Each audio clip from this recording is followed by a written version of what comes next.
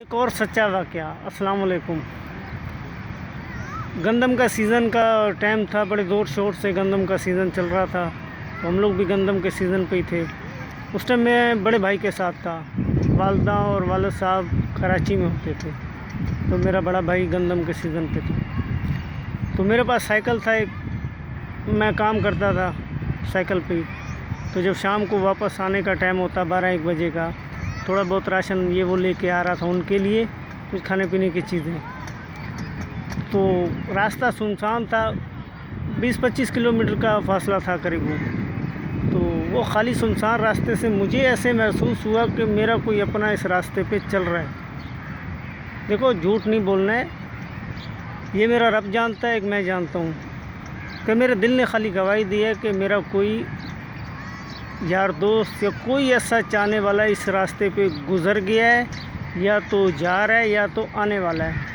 جب میں وہ سائیکل پہ جا رہا تھا، تھوڑا اور سپیڈ سے گیا تو میں نے سامنے دیکھا میرا دوست گدھا گاڑی پہ وہ جا رہا تھا، تو میں اس کو پہنچ گیا۔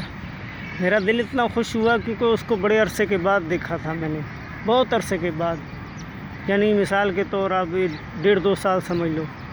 میں اس کو دیکھا تو وہ رک گیا، گدھا گاڑی اس نے روک لی، تو میں نے اپنا سائیکل اس کے گدھا گاڑی پہ رکھا، تو میں گدھا گاڑی پہ بیٹھ گیا اس کے ساتھ۔ کافی اس کے ساتھ مذاق مستی کرتے رہے۔ وہ میرا جگری دوست ہے، اس کا اور میرا دوستی کا کوئی مثال نہیں بنتا، اگر مثال بنائے بھی تو بنتا نہیں ہے۔ کیوں؟ کیونکہ دوستی دل سے ہوتا ہے۔ تو اس دن میں بڑا خوش ہو گیا، میں نے اپنے دل سے یہ پوچھا کہ دیکھو میرے دل کو گواہی مل رہا تھا کسی چیز کا، اور تھوڑا آگے کیا گیا تو مجھے میرا دوست مل گیا۔ اس دن ہی میں پھر بھائیوں کے پاس دیر سے گیا تھا، لیکن پہلے اپنے دوست کے گھر گیا تھا، وہاں چائے وائے پی، تھوڑا بہت ان کے ساتھ کٹائی کا کام کروایا۔